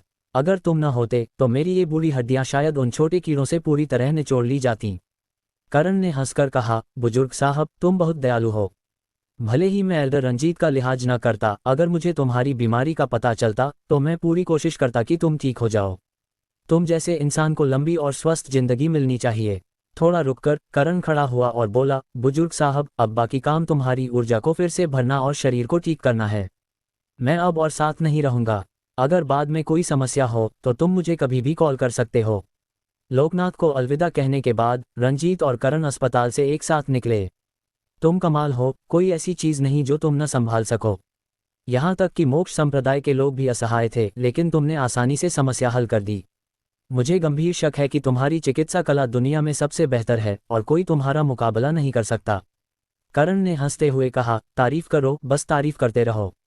मुझे तुम्हारी तारीफ बहुत पसंद है। रंजीत ने हंसकर कहा, बुजुर्ग साहब को बचाकर मैंने उन एहसानों और मदद को चुकता कर दिया जो उन्होंने मुझे सालों पहले दी थी। अब मैं तुम्हारा इतना कर्जदार हूँ। बस बता दो तुम क्या चाहते हो और मैं देखता हूँ कि क्या मैं वो ला सकता हूँ, कम से कम कुछ ब्याज तो चुकाऊँ। वरना ये एहसान भविष्य में मुझे दबाकर मार डालेगा। मुझे रहने के लिए कोई शांत जगह ढूंढ दो। मैं शायद कुछ समय के लिए रुकूं और हमेशा होटल में रहना असुविधाजनक है। चूंकि रंजीत ने दावा किया कि वह करण की मेहरबानी चुकाना चाहता है, करण ने मजाक में कुछ मांग लिया। रंजीत ने छाती ठोककर पूरी तरह सहमति जताई। अगले दिन जब करण और शनाया सुबह उठे, रंजीत ने मैसेज भेजा कि घर का इंतजाम हो गया है। नाश्ते के बाद रंजीत आया और दोनों को घर दिखाने ले गया। शहर के केंद्र में 180 वर्ग मीटर का एक बड़ा फ्लैट, एक शांत हाई एंड कम्युनिटी में हरे भरे पौधों और लॉन के टुकड़ों के साथ, और कमरे में तुरंत रहने के लिए जरूरी हर चीज मौजूद थी। बढ़िया माहौल, शुक्रिया। करण ने घर को देखा। आधे दिन में तुमने ऐसा घर ढूंढ लिया, तुमने जरूर बहुत मेहनत की होगी। रंजीत ने हंसकर कहा, बस तुम संतुष्ट हो, ये घर तुम्हारा है। करण थोड़ा हैरान हुआ, खरीद लिया। रंजीत ने सिर हिलाया, हम इतने गरीब नहीं कि घर किराए पर लें। हालांकि मुझे नहीं पता कि तुम दिल्ली में क्या कर रहे हो, लेकिन एक घर होने से भविष्य में दिल्ली आने पर सुविधा होगी। होटल में हमेशा रहना ठीक नहीं, चाहे होटल कितना भी अच्छा हो, घर जितना आरामदायक नहीं हो सकता। करण ने हंसकर कहा, दिल्ली में रियल एस्टेट की कीमत आसमान छूती है, तुमने इसके लिए अच्छा खासा खर्च किया होगा। रंजीत ने हंसकर कहा, यह बस कृतज्ञता का एक छोटा सा प्रतीक है, बस तुम खुश हो। करण ने रंजीत के साथ औपचारिकता नहीं की और सिर हिलाया, ठीक है, मैं स्वीकार करता हूँ। करण को यकीन नहीं था कि वह दिल्ली में कितने समय तक रहेगा, लेकिन एक घर होने से वाकई सुविधा होगी। करण ने इतनी आसानी से उपहार स्वीकार कर लिया, इससे रंजीत ने दिल ही दिल में राहत की सांस ली। उसे डर था कि करण विनम्रता दिखाएगा और उपहार स्वीकार नहीं करेगा, जिसका मतलब होता कि करण उसके साथ उलझना नहीं चाहता। करण ने इतनी आसानी से स्वीकार कर लिया, इससे पता चलता है कि करण उसे बाहरी नहीं मानता। रंजीत वाकई में करण की मेहरबानी चुकाना चाहता था। दोस्ती में देना और लेना होना चाहिए। भले ही दूसरा पक्ष किसी चीज की कमी न हो, कृतज्ञता व्यक्त करना और न करना पूरी तरह अलग बात है। रंजीत अच्छी तरह जानता था कि करण को पैसे की कमी नहीं है। उसकी चिकित्सा कला और ताकत की बात छोड़ दें, करण और प्रियंका ने मिलकर मल्होत्रा परिवार की लगभग आधी संपत्ति आपस में बांट ली थी। उसके पास जो मूल्य था वह एक विशाल राशि थी। शनाया ने उत्साह से कमरे का दौरा किया। पहले जब करण बेंगलोर गया था, वह प्रियंका के साथ होटल में रुका था, और फिर जब उसने मल्होत्रा परिवार का पुराना मकान वापस लिया तो उसने प्रियंका के साथ वहां रहने का फैसला किया। हालांकि अब प्रियंका यहाँ नहीं थी, शनाया कभी भी मल्होत्रा परिवार के पैतृक घर में नहीं रहती। वह प्रियंका का घर था। अगर वह अपनी बहन के घर में रहती, उसकी बहन के बिस्तर पर सोती और इस आदमी को गले लगाती जो नाम से उसका जीजा था, तो उसे बहुत अपराधबोध होता। लेकिन ये जगह पूरी तरह अलग थी। ये घर रंजीत ने करण की मदद के लिए कृतज्ञता में दिया था, और ये दिल्ली में था, बेंगलोर से बहुत दूर। वैवाहिक संपत्ति के साझा स्वामित्व की अवधारणा को छोड़ दें तो इस घर का प्रियंका से कोई लेना देना नहीं था। अगर वह और करण यहाँ अपने गृहनगर से दूर रहते तो क्या ये जगह दिल्ली में उनका छोटा सा घर माना जा सकता था, केवल उन दोनों का एक निजी स्थान। यहाँ वे खुलकर और बिना किसी अजीब नजरों की चिंता किए रह सकते थे। दोपहर के खाने के बाद रंजीत ने अलविदा कहा और चला गया। शनाया ने उत्साह से करण को रोजमर्रा की जरूरतों की चीजें खरीदने के लिए खींच लिया। आज रात हम घर पर डिनर करेंगे। ये एक तरह से हाउस वार्मिंग सेलिब्रेशन होगा, क्या ख्याल है? करण ने मुस्कुराकर पूछा, तुम खाना बना सकती हो? शनाया का मुंह खुल गया, उसका चेहरा अजीब सा हो गया। अरे हाँ, मैं तो भूल गई, मुझे खाना बनाना नहीं आता। शनाया एक अमीर परिवार में पली बड़ी थी, उसने कभी किचन में कदम नहीं रखा था। शनाया का चेहरा देखकर करण हंस पड़ा। मैं खाना बनाऊंगा, तुम बर्तन धोना। ठीक है। शनाया ने जोर से सिर हिलाया, उसका चेहरा खुशी से भर गया। हाँ, मैं तुम्हारी कुछ प्री वर्क में भी मदद कर सकती हूँ। तुम जैसे महान मास्टर को खाना बनाना कैसे आता है? करण ने समझाया। मैं बचपन से अपनी और अपने मास्टर की डाइट का ख्याल रखता रहा हूँ। मैंने 10 साल से ज़्यादा खाना बनाया है। तुम्हें क्या लगता है मुझे खाना बनाना आता है या नहीं? शनाया ने उत्सुकता से पूछा। मैंने हमेशा तुम्हें अपने मास्टर का जिक्र करते सुना है, वे अभी कहाँ हैं? करण ने कड़वी हंसी के साथ जवाब दिया। मुझे नहीं पता, मुझे लगता है वे जानबूझकर मुझसे बच रहे हैं, शायद इसलिए कि उन्हें डर है कि मैं अपनी पृष्ठभूमि के बारे में पूछूंगा। शनाया ने चिंता से पूछा। आंटी वर्मा परिवार की सदस्य हैं, तुम कब उनके पास जाने का प्लान कर रहे हो? करण ने थोड़ा सोचकर कहा, आज हम सेटल हो जाएं और कल चलेंगे। शनाया ने जिज्ञासा से पूछा। तुम वर्मा परिवार के लोगों से किस हैसियत से मिलने जा रहे हो? महान मास्टर, महान डॉक्टर। करण ने पलक झपकाए और अचानक हंस पड़ा। क्या मैं पहले सिक्योरिटी गार्ड नहीं था? शनाया ने हंसकर कहा। क्या तुम गरीब रिश्तेदार बनकर जाने की प्लानिंग कर रहे हो? करण ने हंसकर कहा। मैंने कभी झूठ नहीं बोला। मैं पहले सैनिक था, फिर सेल्समैन और सिक्योरिटी गार्ड। ये सब सच है। करण ने थोड़ा सा ठुड्डी उठाई और उसकी आंखें धूप में चमक उठी। मुझे उम्मीद है कि वे ज़्यादा स्पष्ट होंगे। ये सबके लिए बेहतर होगा। शनाया ने करण को गले लगाया और चुपके से उसे सांत्वना दी। वह करण की बातों का मतलब समझ गई थी। करण के शरीर में वर्मा परिवार का आधा खून था, एक अटूट रिश्ता, लेकिन वर्मा परिवार ने शुरू में उनके पिता को स्वीकार नहीं किया था, जिसके कारण उनकी मां ने परिवार छोड़कर उनके पिता के साथ भागने का फैसला किया था। चाहे दूसरों ने इस कहानी को कैसे देखा हो, लेकिन इंद्रजीत और मीनाक्षी के बेटे के रूप में करण को स्वाभाविक रूप से वर्मा परिवार के उन लोगों से कोई लगाव नहीं था जिन्होंने उनके माता पिता के प्यार में रुकावट डाली थी। अपने माता पिता की खोज के लिए करण को वर्मा परिवार से संपर्क करना पड़ा और उनकी पहचान को छिपाना स्पष्ट रूप से असंभव था। हालांकि करण को वर्मा परिवार से मनोवैज्ञानिक प्रतिरोध था, इसलिए वह जानबूझकर कमजोरी दिखाने और अपनी मूल्य को कम करने की योजना बना रहा था, खुद को एक गरीब जंगली बच्चा बनाकर। अगर वर्मा परिवार ने तिरस्कार, घृणा और अस्वीकृति दिखाई तो करण जायज रूप से इस रिश्ते को तोड़ सकता था और बिना अतीत पर ध्यान दिए अपने रास्ते जा सकता था। शनाया करण को समझती थी, आखिरकार जब परिवार की बात आती है तो चाहे कुछ भी कहा जाए, यह बाहरी लोगों से अलग होता है। शायद चीजें उतनी बुरी नहीं है जितना तुम सोच रहे हो। करण ने मुस्कुराकर शनाया के चिंतित चेहरे को चंचलता से चुटकी काटी। ऐसा चेहरा मत बनाओ, मैं इतना नाजुक नहीं हूँ। मैं बचपन से अकेले अच्छा कर रहा हूँ और अब तो तुम लोग मेरे साथ हो। लोग? शनाया ने सिर घुमाया, उसका सुंदर चेहरा एक गोल चाप में फैल गया। उनके घर जाने के लिए कुछ तैयार करने की जरूरत है। करण ने सिर हिलाया और शांति से मुस्कुराया। तैयार करने को कुछ नहीं है, चलो शॉपिंग करने चलते हैं। ठीक है। दोपहर में शनाया करण के साथ हाथ में हाथ डालकर जैसे कोई प्रेमी जोड़ा मॉल और सुपरमार्केट में घूमी, ढेर सारी चीजें खरीदी। जब वे घर पहुंचे, करण ने खाना बनाया और शनाया ने घर को सजाया। करण और शनाया दोनों ने जानबूझकर कुछ भूलने का नाटक किया, इसलिए आखिर में केवल मास्टर बेडरूम को सजाया गया, जबकि गेस्ट बेडरूम को छुआ तक नहीं गया। रात के खाने के बाद शनाया करण के साथ सोफे पर लिपटकर मूवी देखने लगी। दोनों ने नहाया, नए पजामे पहने और आखिरकार मास्टर बेडरूम के विशाल बिस्तर पर लेट गए। पिछले दिन के अनुभव से सीखते हुए जब करण ने बेझिझक शनाया की कमर पर हाथ रखा तो वह एक नन्हा बिल्ली की तरह आज्ञाकारी रूप से उसकी बाहों में समा गई। सब कुछ बहुत स्वाभाविक लगा। अगले दिन करण शनाया की चिंतित नजरों के बीच घर से निकला। आनंद ने पहले उनके माता पिता की जांच करते समय वर्मा परिवार के बारे में विस्तृत जानकारी दी थी। करण ने टैक्सी ली और मीनाक्षी के माता पिता यानी उनके नाना नानी मनिंदर और मिथिला के निवास स्थान पर पहुंचा, एक 3 मंजिला विला। करण विला के सामने खड़ा था, उसकी भावनाएं थोड़ी जटिल थीं, ये सोचते हुए कि खून के रिश्ते के हिसाब से अंदर मौजूद लोग उनके माता पिता के अलावा उनके सबसे करीबी रिश्तेदार थे। जैसे ही करण डोरबेल बजाने की तैयारी कर रहा था, दूर से एक लाल फरारी की गर्जना सुनाई दी और वह उसके सामने रुकी। कार की खिड़की नीचे सरकी और एक खूबसूरत चेहरा दिखा जिसमें लाल रंग की लिपस्टिक, शराबी लाल बाल और लहराते कल थे। वह न सिर्फ फैशनेबल दिख रही थी बल्कि थोड़ी जंगली भी। उस खूबसूरत औरत ने करण की ओर देखा और उसके चेहरे पर एक चमकदार मुस्कान उभरी। हाय हैंडसम, तुम किसे ढूंढ रहे हो? हैंडसम? करण ने पलक झपकाए और जल्दी से अपनी याददाश्त में उस औरत को पहचानने की कोशिश की। एक पल में उसने जानकारी को उस औरत से जोड़ लिया। मनोरमा, मनिंदर और मिथिला की सबसे छोटी बेटी, मीनाक्षी की बहन, यानी वह करण की आंटी थी। करण की आंखें चौड़ी हो गईं। क्या ये नहीं कहा गया था कि मनोरमा हमेशा विदेश में रहती थी? वह कब लौटी? करण ने जवाब दिया, मैं मिस्टर मनिंदर को ढूंढ रहा हूँ। मनोरमा ने उंगलियां चटकाईं और मुस्कुराए, अंदर आओ। विला का लोहे का गेट खुला और फरारी यार्ड में चली गई। करण पीछे पीछे चला, थोड़ा असहज महसूस करते हुए। उसकी आंटी वाकई में जवान थी। वह कितनी उम्र की थी? उसने उम्र का अंतर गिना और निष्कर्ष निकाला कि उसके नाना नानी ने 24 साल की उम्र में मीनाक्षी को और 40 साल की उम्र में मनोरमा को जन्म दिया था। अब मीनाक्षी 50 साल की थी और मनोरमा 34 साल की, यानी वह करण से सिर्फ 7 साल बड़ी थी। वह उससे ज्यादा बड़ी नहीं थी।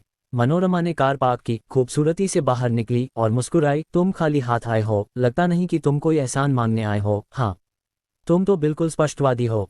करण ने मुस्कुराकर कहा, मैं बस कुछ सवाल पूछना चाहता था। मेरे पीछे आओ। मनोरमा ने हंसकर रास्ता दिखाया, विला के लिविंग रूम का दरवाजा खोला और पुकारा, पापा कोई तुमसे मिलने आया है। मनिंदर सोफे पर बैठे न्यूज देख रहे थे।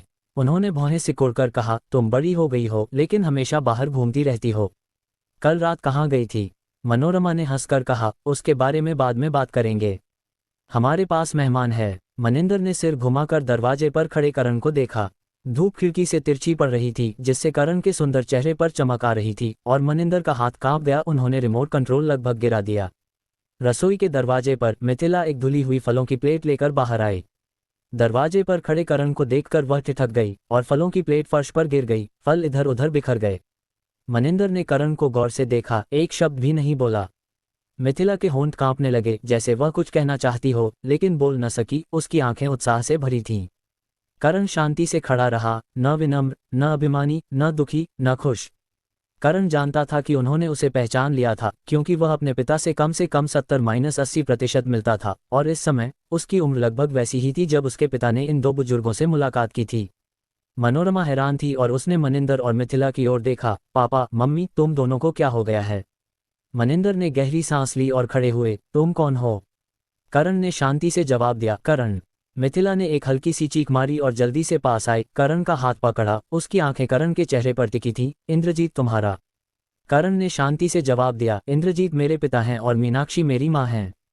मनोरमा अचानक सोफे से खड़ी हुई, हैरानी से करण को देखते हुए, तुम मेरे भांजे हो?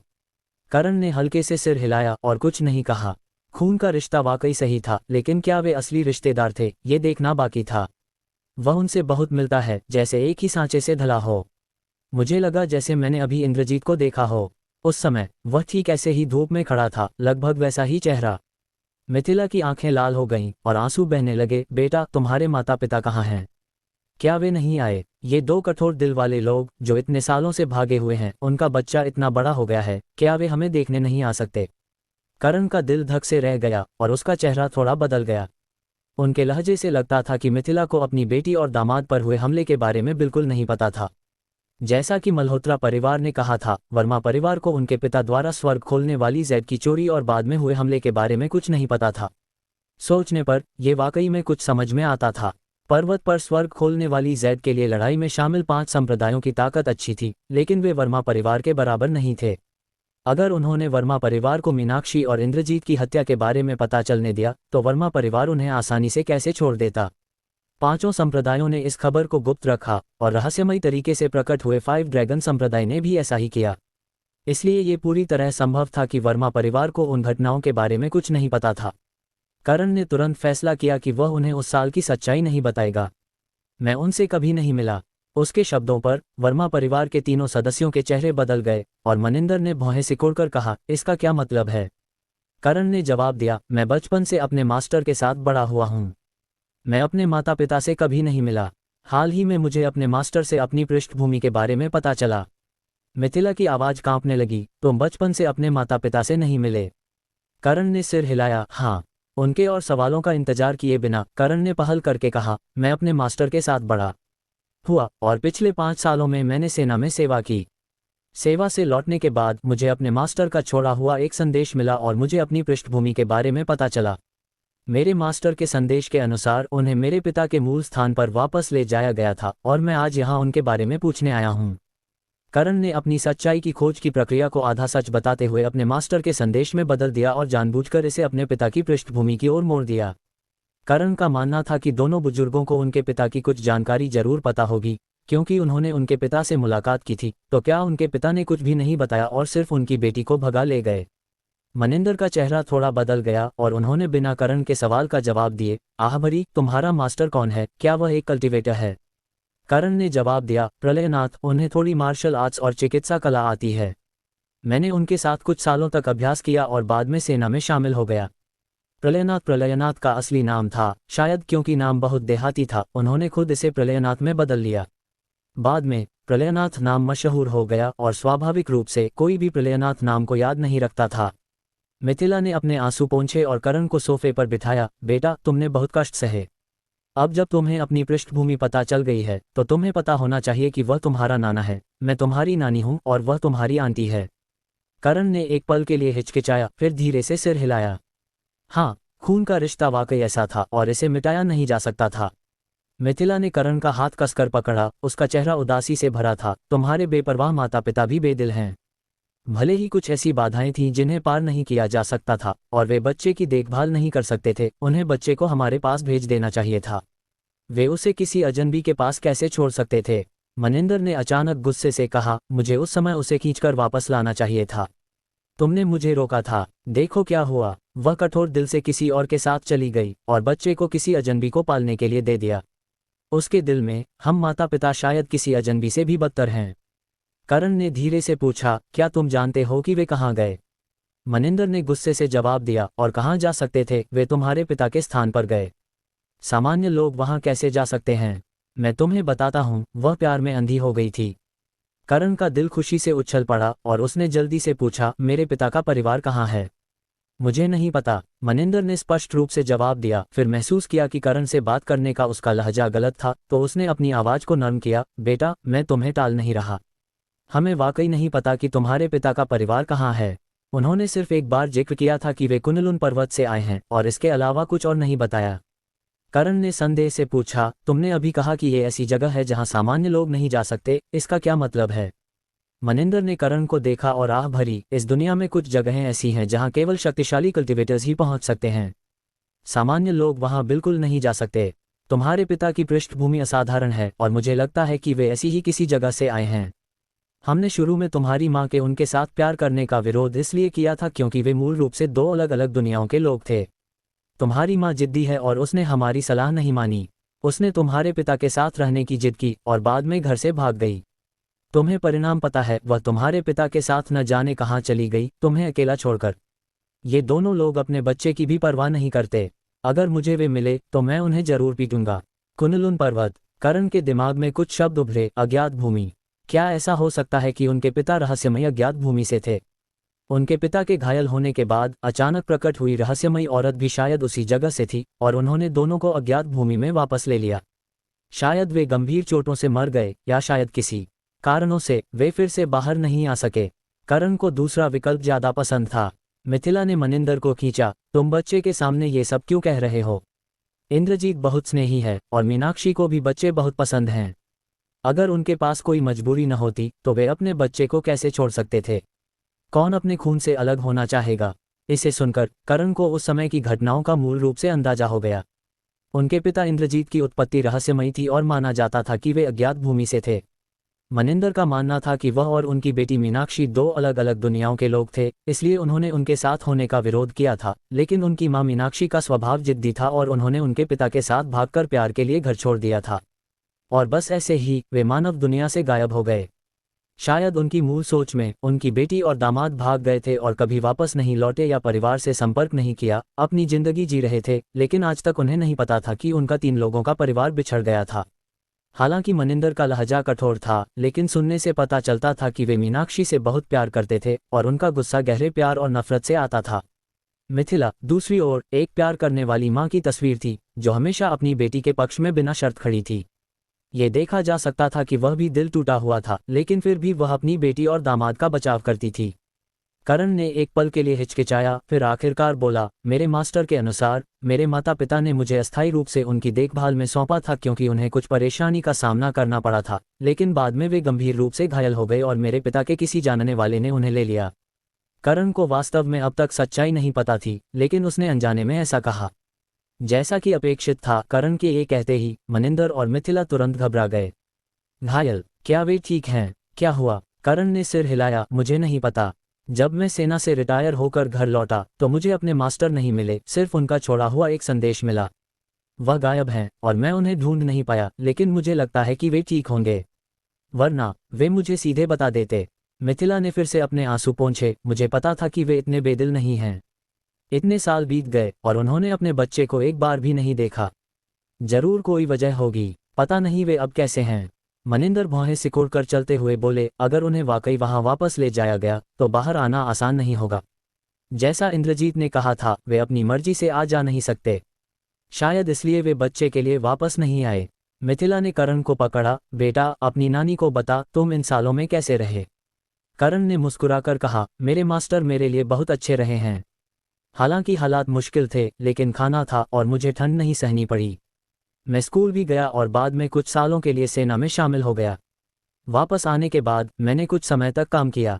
सब अच्छा रहा। मनिंदर ने पूछा, सैनिक होना बुरा नहीं है, ये बहुत चरित्र निर्माण करता है। तुमने किस तरह का काम किया?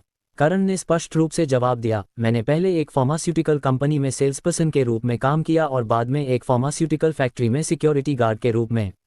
मिथिला तुरंत दुखी दिखने लगी। इतना कठिन काम, और तुम्हारे मास्टर को तुम्हारी पृष्ठभूमि पता थी, फिर उन्होंने तुम्हें वर्मा परिवार के पास क्यों नहीं भेजा?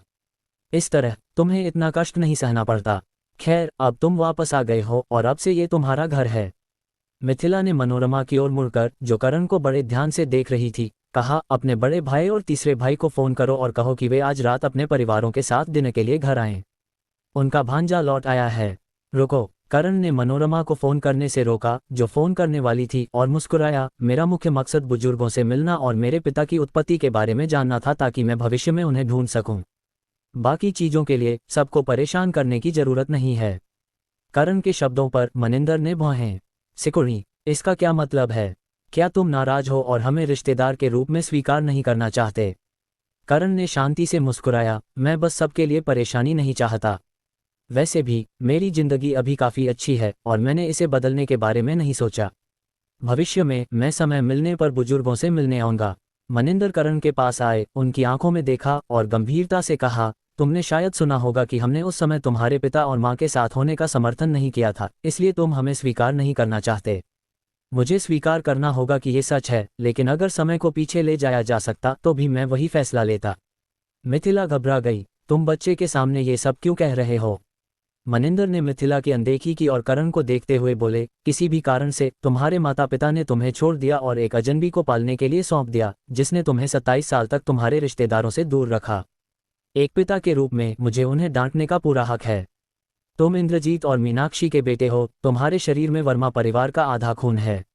अब जब तुम्हारे माता पिता कहीं नहीं हैं और तुम्हारे पिता की ओर से कोई रिश्तेदार नहीं है, तो वर्मा परिवार तुम्हारा परिवार है। तुम वयस्क हो और तुम्हारे दिल में अपनी गरिमा है।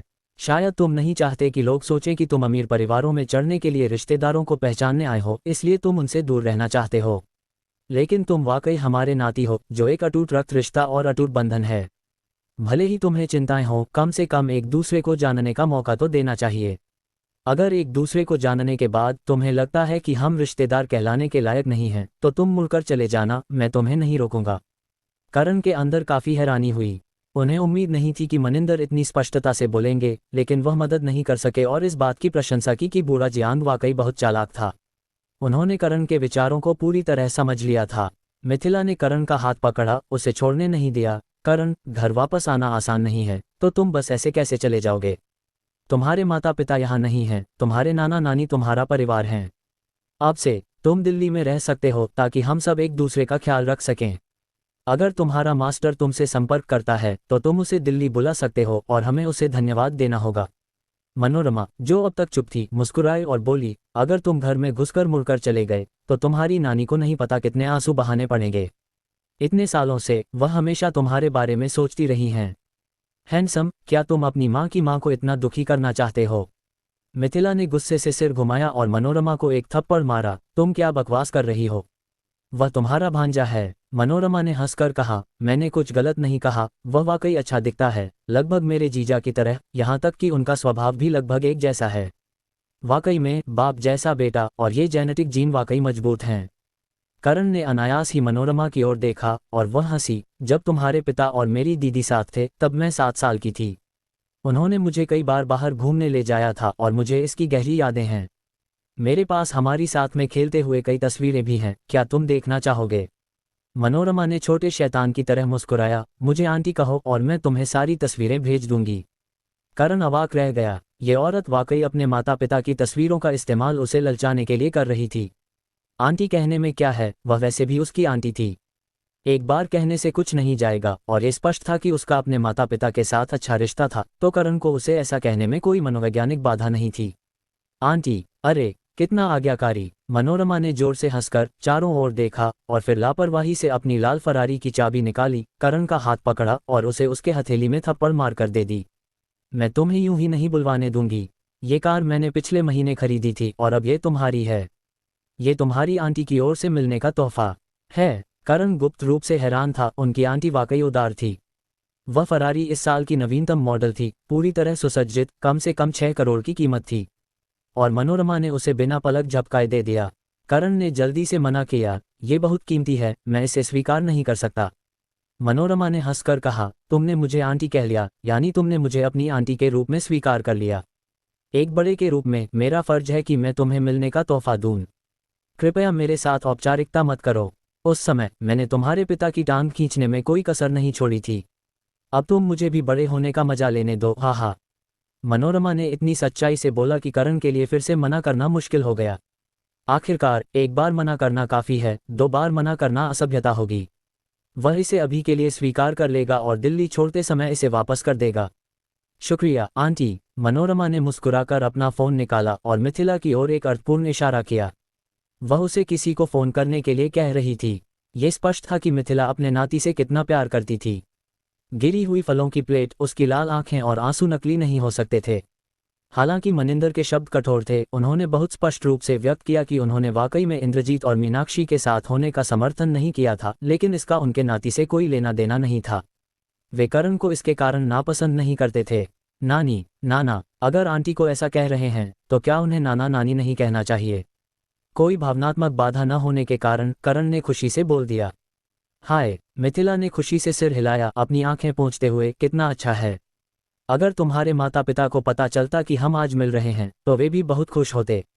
आगे के समय में मिथिला ने करण से तरह तरह के प्यार भरे सवाल पूछे। चूंकि करण के पिछले अनुभव वाकई सच्चे थे, उसे नाटक करने की जरूरत नहीं थी और उसने सच सच जवाब दिया। वह जानबूझकर कुछ छिपा नहीं रहा था, ये बस बचपन से उसकी आदत थी। करण को बचपन में प्रलयनाथ के साथ रोजमर्रा के व्यवहार में ज्यादा गर्मजोशी नहीं मिली थी। अब मिथिला की स्नेहपूर्ण देखभाल का सामना करके उसे कुछ असहजता महसूस हुई। करण, चलो मैं तुम्हें कुछ तस्वीरें दिखाती हूँ। शायद करण की असहजता को भांपते हुए मनोरमा, जो नाटक देख रही थी, ने मदद का हाथ बढ़ाया। उसने करण को प्यार भरे आलिंगन से बचाया और उसे ऊपर ले गई।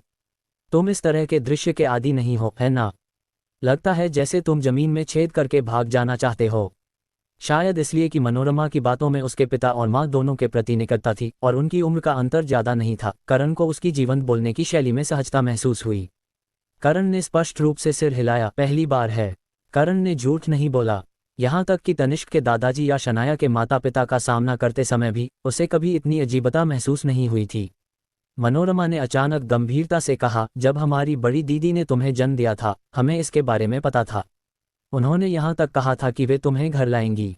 तुम्हारी नानी हमेशा इसका इंतजार करती थी, लेकिन किसे पता था कि अचानक हमारा संपर्क टूट जाएगा। हमने शुरू में सोचा था कि तुम तीनों तुम्हारे पिता के गृहनगर चले गए हो। हमें कभी नहीं लगा कि ऐसा होगा। अगर हमें पता होता तो हम तुम्हें कितना भी समय लगाकर ढूंढ लेते और वर्मा परिवार में वापस लाते। इसमें कोई शक मत करना।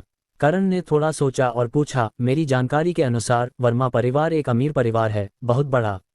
मनोरमा ने तुरंत करण का मतलब समझ लिया और स्पष्ट रूप से कहा, वर्मा परिवार एक बड़ा परिवार है। कुछ समस्याएं जिनके बारे में तुम चिंतित हो वे वाकई मौजूद हैं। अमीर परिवारों की अंधेरी साइड कुछ ऐसी है जिसे तुम जानते हो या अनुमान लगा सकते हो। लेकिन भले ही समस्याएं और लड़ाइयां हों, वे हमारे और दूसरी शाखाओं के बीच होंगी, अपने परिवार के साथ नहीं। तुम्हारे बड़े और तीसरे चाचा का तुम्हारी माँ के साथ बहुत अच्छा रिश्ता है। हर साल परिवार की सभाओं में हर कोई उनकी बात करता है और सोचता है कि वह कैसे होगी। तो कोई मनोवैज्ञानिक बोझ मत रखो। वर्मा परिवार में कम से कम इस घर में पारिवारिक स्नेह निर्विवाद है। करण ने सिर हिलाया, लड़ाइयाँ किस बात पर? मनोरमा ने हंसकर कहा, इतने बड़े परिवार और इतने सारे उद्योगों के साथ हित स्वाभाविक रूप से बढ़ते हैं और हितों और विरासत के लिए लड़ाइयाँ होंगी। संक्षेप में ये सब सत्ता और हितों के बारे में है। बात करते करते वे मनोरमा के कमरे में घुस गए। जैसे ही वे अंदर आए, मनोरमा ने एक हाँफ भरी बिजली की तरह कमरे के पार गई और बिस्तर के सिरहाने से 2 काले फीते वाली अंडरगारमेंट्स उठाईं। करण की आंखें तेज थीं और उसने तुरंत पहचान लिया कि वे क्या थे। वह दूसरी ओर मुड़ गया, थोड़ा शर्मिंदा महसूस करते हुए। मनोरमा ने जल्दी से कपड़ों को अलमारी में फेंका और दरवाजा बंद किया। तब उसने मुड़कर बिना चेहरा बदले हंसकर कहा, यहाँ आमतौर पर कोई नहीं आता, तो थोड़ा बेतरतीब है। बुरा मत मानना। करण ने मुड़कर न देखने का नाटक करते हुए साथ दिया, मेरा घर भी बेतरतीब है। मनोरमा ने भौहें उठाईं, अकेले रहते हो? कोई गर्लफ्रेंड नहीं? करण ने आधा सेकंड हिचकिचाया और आखिरकार इनकार करने का फैसला किया। अगर उसने बताया कि दिल्ली में उसकी गर्लफ्रेंड है तो वे निश्चित रूप से उसे डिनर के लिए बुलाएंगे। क्या ये अजीब नहीं होगा? वह इन रिश्तेदारों से पहली बार मिल रहा था, तो क्या शनाया को शर्मिंदगी नहीं होगी? कोई गर्लफ्रेंड नहीं? मनोरमा ने उदारता से करण के कंधे पर थपकी दी, तुम इतने हैंडसम हो, कोई समस्या नहीं होगी। मैं बाद में तुम्हें एक गर्लफ्रेंड से मिलवा सकती हूँ। बस बता दो तुम्हें किस तरह की लड़की चाहिए, मुझे ढेर सारी लड़कियां पता हैं। करण ने जल्दी से मना किया, मैं अभी गर्लफ्रेंड बनाने की प्लानिंग नहीं कर रहा, परेशानी की जरूरत नहीं। लेकिन मनोरमा ने करण को इतनी आसानी से छोड़ने का इरादा नहीं किया। उसने ललचाते हुए फुसफुसाया, गर्लफ्रेंड न चाहना कैसे हो सकता है? तुम इतने बड़े हो गए हो, तुम्हारे पास एक औरत होनी चाहिए। कुछ चीजें हमेशा हाथ से नहीं की जा सकती। ये ठीक नहीं, इससे समस्याएं हो सकती हैं। और जब समस्याएं होती हैं तो ये जीवन भर की समस्या बन जाती है। करण को लगा जैसे उसके चेहरे पर स्टीमरोलर चल गया हो। ये औरत वाकई इतने गंदे मजाक कर रही थी और इतनी तीव्रता के साथ। अगर मनोरमा कोई और होती तो करण शायद कुछ जवाबी मजाक करता, लेकिन वह उसकी आंटी थी। वह जवाब देने की हिम्मत कैसे करता? अगर उसने जवाब दिया और मनोरमा ने और गंदे मजाक किए तो वह कैसे?